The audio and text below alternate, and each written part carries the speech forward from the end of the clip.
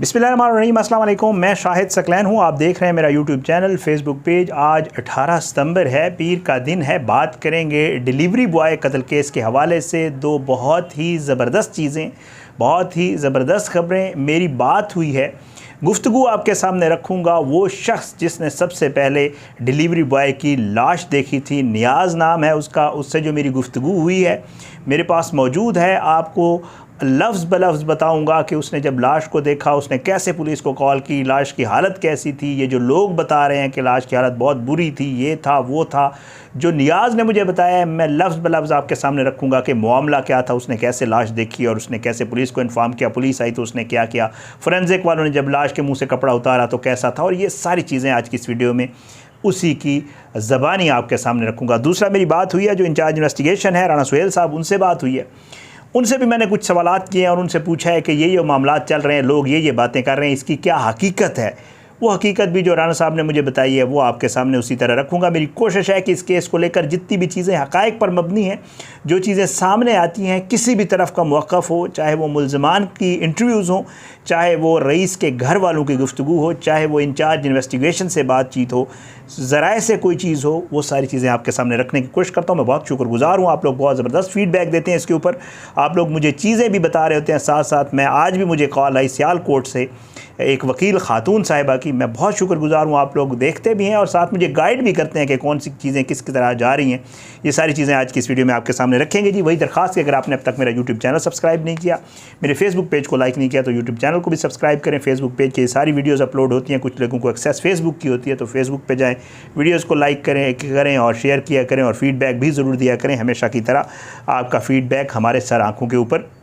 बहरहाल जी, कुछ चीज़ें जो मुझे पता चली हैं मैं लफ्ज़ बलफ्ज़ पढ़ के आपको सुना देता हूँ और आगे चल के कुछ इसके ऊपर फिर मज़ीद बात भी कर लेंगे। सबसे पहले एनी शाहिद, इस बंदे का नाम नियाज़ है जी, और इस नियाज़ का नाम जो है वो FIR के ऊपर दर्ज है और इसका नंबर भी उसी FIR के ऊपर लिखा हुआ है। मेरे पास FIR मौजूद थी। मैंने आज सोचा कि नियाज़ से क्यों ना गुफ्तगू करके पता किया जाए कि जब वो लाश के ऊपर पहुँचा तो हालत क्या थी, उसने क्या देखा, क्या मामला था, आपके सामने रखूँ। एनी शाहिद सुबह कहता है कि जी मेरा अपना सर्विस स्टेशन है, इसका वहाँ पर सर्विस स्टेशन है जहाँ डेड बॉडी जिसके साथ जलाई गई। ये कहता है कि सुबह जब मैं उठकर घर जाने लगा, ये रात को सर्विस स्टेशन पे सोता है, तो ये कहता है कि मेरे सर्विस स्टेशन के साथ एक लकड़ी का टाल है। आप लोग समझते हैं ये जो लकड़ियाँ बेचते हैं, जो लकड़ियाँ का काम करते हैं, टाल होता है। वो कहता है कि जी उस बंदे ने जो है, लकड़ी के टाल वाले ने मुझे बताया कि यार वो सामने जो है कोई ऐसे, मैं उस तरफ गया हूँ तो वहाँ पे कोई एक बॉडी जली हुई पड़ी है। तो वो कहता है कि मैंने दूर से देखा, मैं उसके करीब नहीं गया उस बॉडी के। तो कहता है कि मैंने उससे कहा, वो कहता है कि तकरीबन ये 5:30-6 बजे का टाइम था, ये उसने मुझे बताया।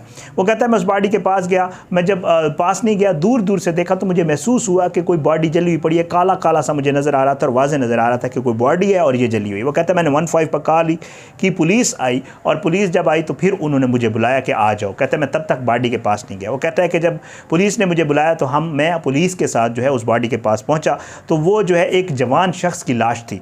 वो कहता है कि जी किसी ने तेल डाल कर जो है इसको आग लगाई हुई थी। वो कहता है कि जी और उसके बाद वो उसको छोड़कर भागकर चले गए थे।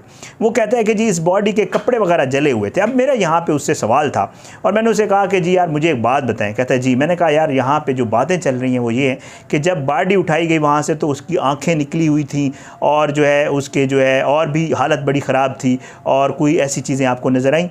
तो जो नियाज़ ने मुझे कहा, नियाज़ मुझे बताता है कि जी उस बॉडी के साथ एक आधी जली हुई 1/2 लीटर पेट्रोल की बोतल पड़ी थी। वो कहता है कि जी मौका पर जो है अहले इलाका तकरीबन 10 लोग मौजूद थे। उनसे पुलिस ने पूछ-गुछ की, उनसे भी तफ्तीश की। कहता है पुलिस हम सब लोगों को उसके पास ले गई और हमें कहा कि इसको देखो कहीं आपके इलाके का लड़का तो नहीं है। वो कहता है कि जी उसके पहले तो उसके मुँह के ऊपर एक कपड़ा लपेटा गया था। तो कहता है कि जी कपड़ा जब हटाया, फोरेंसिक की जब टीम आई उन्होंने, तो कहते हैं कपड़ा जला हुआ था, लेकिन जब कपड़ा हटाया गया तो उसकी जो शक्ल थी वो काबिल शनाख्त थी और हमने उसकी शक्ल देख के, उसका मुंह देख के बताया कि जी नहीं जो है ये हमारे इलाके का लड़का नहीं है, ये यहाँ का नहीं लगता। वो कहता है उसके मुँह पर कपड़ा लपेट कर आग लगाई गई थी। कपड़ा उतारा तो नीचे से उसका मुँह जो है वो वाज़े नज़र आ रहा था और ठीक था और काबिल शनाख्त था। और वो कहता है कि मैं एक ही बार वहाँ पर गया और पुलिस ने जो है हमें जो है हमारा बयान भी लिया और पता चल रहा था कि ये मामला क्या है। बहरहाल कपड़ा उतारा तो चेहरा शिनाख्त हो सकता था और हमने शिनाख्त की। ये नियाज़ की जो मेरे साथ गुफ्तगू हुई मैंने आपके सामने रख दी। अब आता हूँ राना सुहेल साहब की तरफ। राना सुहेल साहब से मैंने सवाल किया, बड़ी बातें हो रही हैं, DNA आ गया जी, फोरेंसिक हो गया जी, ये हो गया जी, वो हो गया। मैंने उनसे पूछा, मैंने कहा जी आप मुझे ये सबसे पहले तो ये बताएं ना कि ये DNA वाला मामला क्या है, कब तक इसकी DNA रिपोर्ट आएगी। राना सुहेल साहब मुझे ये बताते हैं कि जी आपको तो पता है, उन्होंने मुझे कहा कि जी आप रिपोर्ट करते रहते हैं, आप रिपोर्टिंग आप बता रहे हैं। मैंने उन्हें बताया कि जी मैं इदारे का भी अपना नाम दिया और मैंने कहा कि जी मैं कोर्ट भी जाता हूँ और मैं सारा अपना इंट्रोडक्शन कराया। उन्होंने कहा जी आप खुद बता रहे हैं कि आप रिपोर्टिंग करते रहते हैं और आपको ये पता है कि जो DNA रिपोर्ट होती है वो 1-1.5 माह खामखा उसमें लगता होता है, उसमें कुछ वक्त लगता होता है। मैंने कहा बिल्कुल ऐसे है, मैंने बहुत सारे मर्डर के ऐसे केसेस कवर किए हुए हैं जिनकी DNA रिपोर्ट आने में बड़े स्पेशल केसेस, VIP केसेस जो है जिनका ज़बरदस्ती, जिनका जोर लगा के DNA करवाया गया तो उनको भी 1-1.5 माह लगा। उसने कहा भाई यही बात है, कोई DNA रिपोर्ट किसी चीज़ की भी नहीं आई है और उसने कहा इस पर थोड़ा सा टाइम लग गया। मैंने कहा सोशल मीडिया पर कोई बातें हो रही हैं कि जी ऐसा, तो उसने कहा कोई ऐसी बात नहीं है, सोशल मीडिया वालों का मुँह कोई बंद नहीं कर सकता। राना सुहेल साहब का ये कहना था कि ट्रायल के वक्त भी ये रिपोर्ट्स आ सकती हैं, अगर केस का ट्रायल शुरू हो भी जाए, अगर इनको जुडिशल कर दिया जाए, फर्द जुर्म आयद हो जाए और ट्रायल शुरू हो जाए तो भी ट्रायल के दौरान जो है इनकी रिपोर्टें आ सकती हैं।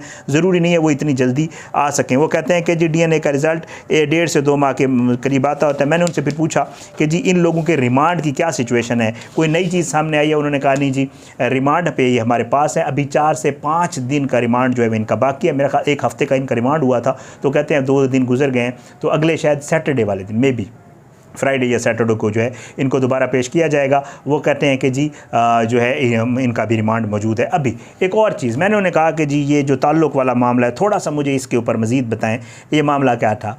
तो एक चीज़ उन्होंने बड़ी अहम बात की है, आप भी, ये मैं उनकी ज़बानी आपको बता रहा हूँ, मेरे पास ये इसका प्रूफ मौजूद है, मैं वैसे बात नहीं कर रहा हूँ, मेरी उनसे बात हुई है और मेरे पास प्रूफ मौजूद है। वो कहते हैं कि जी ज़बरदस्ती वाला जो मामला है वो किसी हद तक ठीक है, ये इंचार्ज इन्वेस्टिगेशन कह रहे हैं। वो कहते हैं कि लड़की का पहले इसके साथ ताल्लुक़ नहीं था, फिर इसने उसके साथ रईस ने जो है ताल्लुक़ बनाने की कोशिश की, इसने पहले रेजिस्ट किया और फिर उसके बाद इनका ताल्लुक़ बन गया और मामला आगे चला और बाकी जो है और मुख्तलिफ नंबरों से कॉल्स वगैरह करने वाला भी बात जो है वो इंचार्ज इन्वेस्टिगेशन कह रहे हैं कि ये बात थी, ये चीज़ें थी। अब उसके बाद जी वो कहते हैं कि जी मैंने उनसे कहा कि जी कुछ तस्वीर की भी बात हो रही है कि आप पुलिस वालों ने कुछ तस्वीर जो है वो कोई इधर उधर गई हैं, जिसमें जो आमना की तस्वीर वगैरह, जो उसका भाई भी कह रहा है, मैंने भी अपनी वीडियोज़ में जिक्र किया है कि उसके भाई ने ये बताया कि उसके मोबाइल से तस्वीरें मिली हैं। तो कहता है जी हमारी तरफ से कुछ ऐसी चीज़ नहीं गई है, अगर किसी के पास पर्सनल है, जैसे आमना के रईस के मोबाइल या उसके भाई के मोबाइल में से कुछ निकला है तो उसका वो मतलब कहते हैं हम कुछ नहीं कह सकते, लेकिन पुलिस की तरफ से ऐसी कोई चीज़ किसी से ही नहीं गई है। अच्छा एक चीज़ उन्होंने कही, एक चीज़, हाँ डायरी, बड़ी बात हो रही थी सोशल मीडिया के ऊपर कि जी आमना की कोई डायरी है, आमना की कोई चीज़ ऐसी हाथ लगी है जिस पर कुछ लिखा हुआ था। मैंने बाकायदा तौर पे पूछा सुहेल साहब से, मैंने कहा जी मुझे बताएं कि जी डायरी का क्या मामला है, कोई ऐसी चीज़ आपने रिकवर की है, आप लोगों ने जब उसके घर छापा मारा, रेड किया, या उससे बाद में जो जैसे आला कत्ल या चीज़ें बरामद होती हैं तो आप लोगों को ऐसी चीज़ हाथ लगी है? तो उन्होंने वाज़े तौर पर इनकार किया, उन्होंने कहा कोई ऐसी चीज़ हमारे हाथ में नहीं आई। उन्होंने तो एक बड़ी मज़े की बात की, कहते हैं कि जब वो डायरी लिखती ही नहीं थी तो उसकी डायरी कहाँ से आएगी, ये राना साहब ने कहा बाकायदा तौर पे। बहरहाल जी वो कहते हैं कि जी इस केस को स्पेशली जो है, हर चीज़ हमारी बड़ी स्ट्रीमलाइन है, इस केस को जो है हमारे ऑफिसर्स ऑन बोर्ड हैं, वो इस चीज़ को बड़ा ज़बरदस्त तरीके से देख रहे हैं। वो कहते हैं कि जी इस केस का हम चालान बेहतरीन तैयार कर रहे हैं, मुलजमान हमारे रिमांड में हैं, हमारी कोशिश है कि ज़्यादा से ज़्यादा चीज़ें हम कलेक्ट कर सकें। ये एक मर्डर हुआ है, मैं भी कह रहा हूँ और ज़ाहिर बात इंचार्ज इन्वेस्टिगेशन भी कह रहा था, जस्टिफिकेशन कोई नहीं है। बड़ी अच्छी बात उन्होंने की, उन्होंने कहा अगर ये खातून पहले अपने घर वालों को बता देती तो ये इस केस में मुद्दई होती रईस के ख़िलाफ़, अब ये मुलज़मा है रईस के कत्ल में। ये बड़ी अच्छी बात की राना साहब ने, आई अप्रीशिएट। वो कहते हैं कि अगर ये खातून घर वालों को बता देती और ये मुद्दई बन के हमारे यहाँ पास आते तो रईस गिरफ़्तार होता और ये लोग बाहर होते, लेकिन इन्होंने कानून हाथ में लिया है और इन्होंने मर्डर किया और बड़ा हीनियस क्राइम किया है, तो अब ये मुलजमान है और इनको सज़ा दिलवाना हमारा काम है। वेल डन, बहुत अच्छा, ज़बरदस्त, मुझे बड़ा अच्छी लगी उनकी ये बात। तो बहरहाल जी ये सारी चीज़ें हैं, ये वो हक़ाइक़ हैं जो इस केस को लेकर हैं। मज़ीद कुछ चीज़ें इस केस में हैं, उसकी मैंने तैयारी की हुई है, मैंने उसकी चीज़ें लिखी हैं। इंशाल्लाह कोशिश करता हूँ आज ही जो ही वक्त मिलेगा तो इंशाल्लाह इसके ऊपर दूसरी भी कोशिश करूँगा, इंशाल्लाह रात में एक वीडियो करके आप तक उसकी चीज़ें भी पहुँचाऊँ। बहरहाल जी ये वो चीज़ें थी, DNA, फोरेंसिक, डेड बॉडी सबसे पहले जिस शख्स ने देखी उसने मुझे क्या बताया, और साथ जो इन्वेस्टिगेशन कर रही हैं इस केस की, उन्होंने आमना रईस के ताल्लुक़ के हवाले से, डायरी के हवाले से और इन चीज़ों के हवाले से जो चीज़ें बताई मैंने कहा आपकी खिदमत में पेश कर दूँ।